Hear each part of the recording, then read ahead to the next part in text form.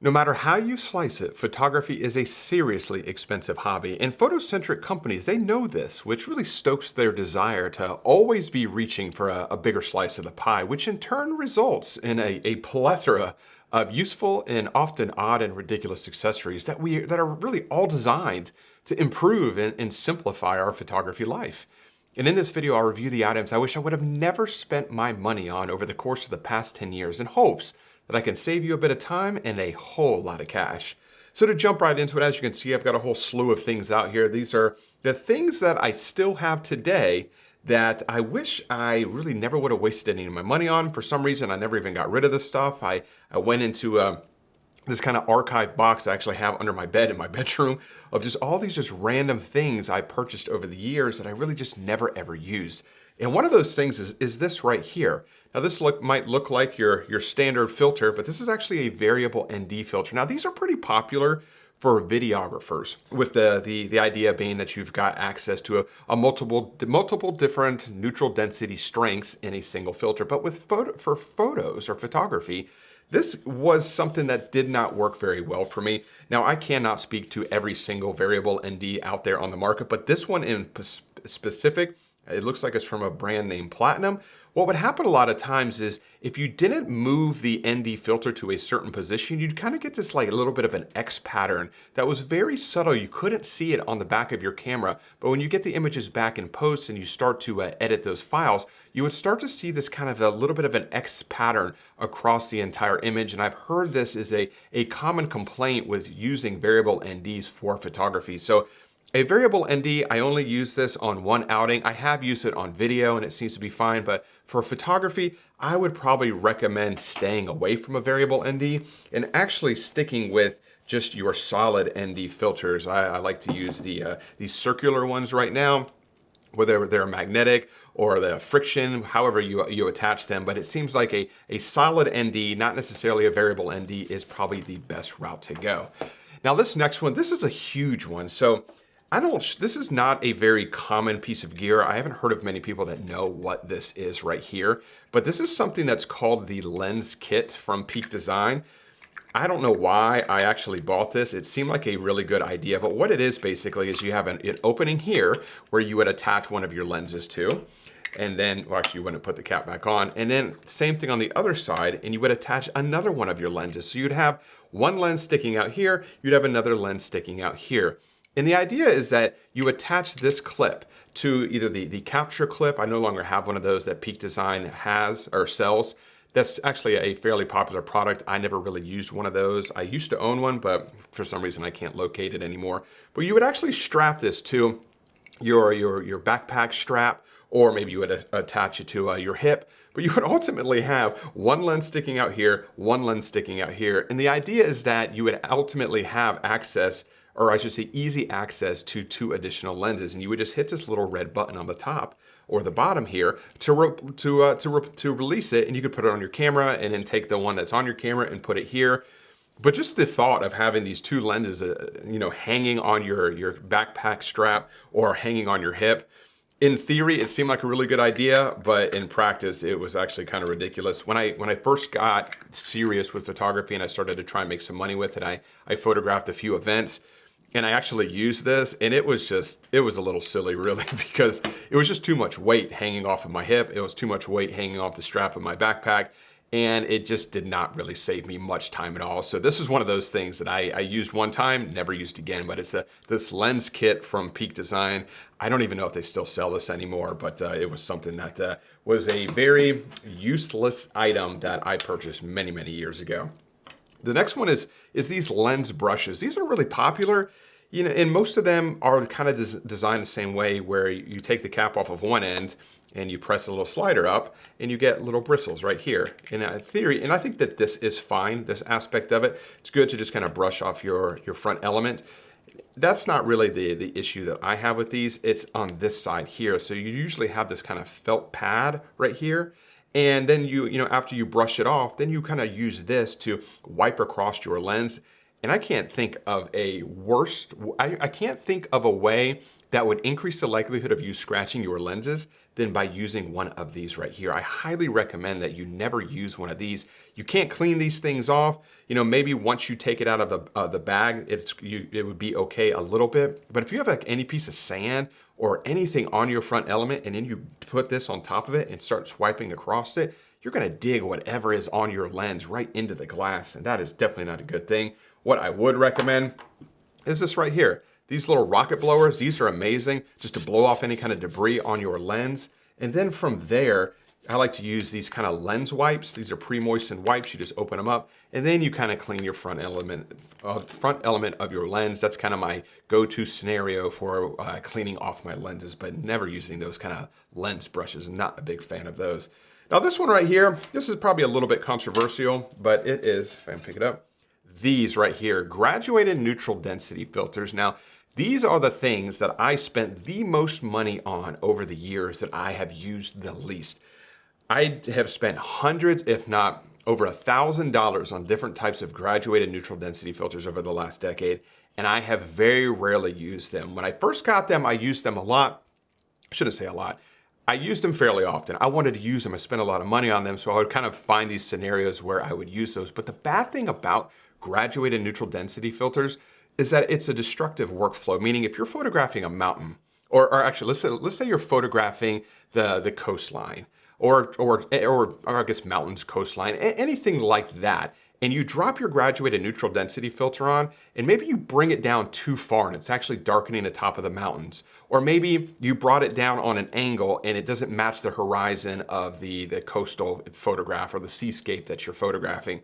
Once you get those images back in on post, there's no way to fix that. So that's what I mean by a destructive workflow. I think a much better workflow is to not use these at all and just drag a linear gradient in Photoshop or Capture One or Lightroom across your image, because then you can adjust the strength, you can adjust the angle, you can adjust the whole entire thing. If you don't like the look, you can delete it, but you have that flexibility to make those changes. Whereas if you're using these on location, once it's done, it's done. And from my experience, a lot of times, if you brought it down this on an angle a little bit, or maybe you brought it down too far, sometimes it's difficult to see that from the back of your camera and you really can't tell that there was an error until you get home. And obviously by that point, it is far too late to fix that. So graduated neutral density filters, I am not a huge fan of.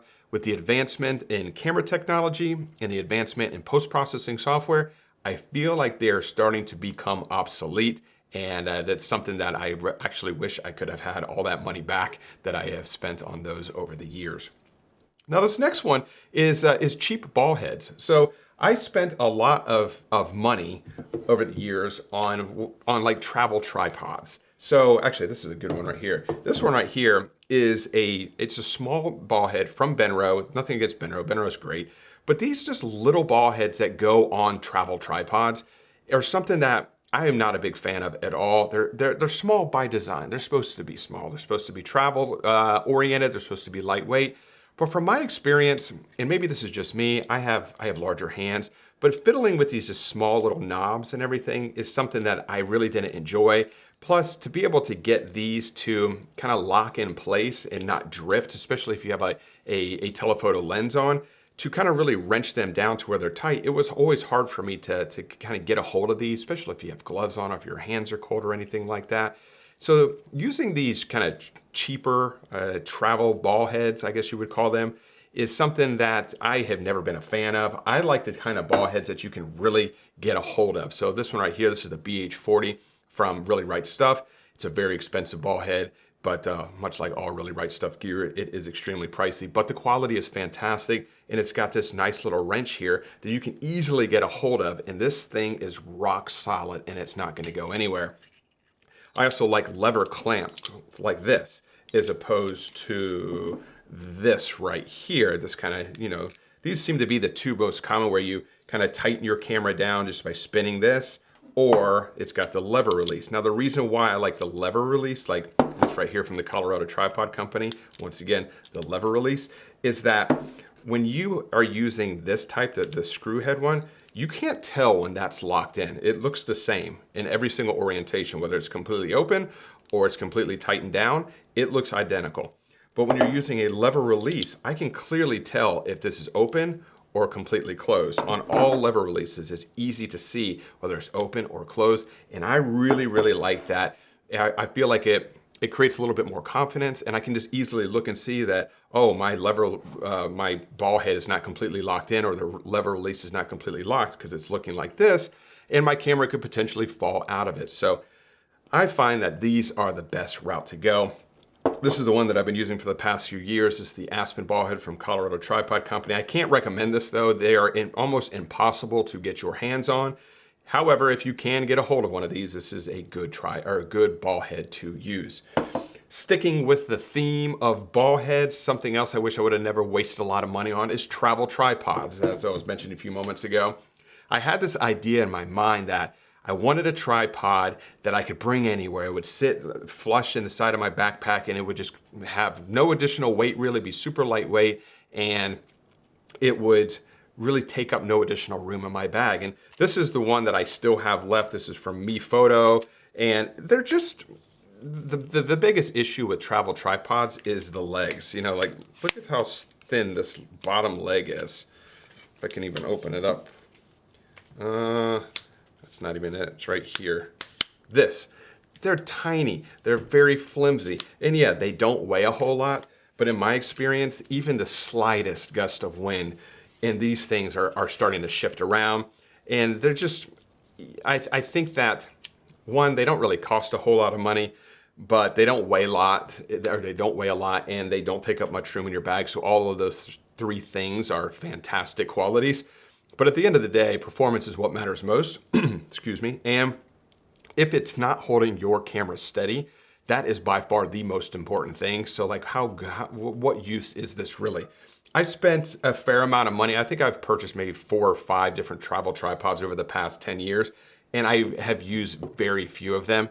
I think it is always better to spend a little bit more money on a more robust tripod. Even if it's a little bit larger, it is going to more than likely provide you with the performance that you ultimately need, and that is by far the most important thing when it comes to a tripod. So I have really done away with travel tripods, and sticking with that also, this Joby Gorilla Pod, this is another kind of thing that I thought was really cool. Although this is not a travel tripod, it's still kind of in that realm of travel tripods. It's small, it's lightweight, and the idea is that you could really attach it to anything. So I had this in my mind that I would like strap this thing to like a tree branch or something, be able to put my camera on it to get some kind of crazy angle.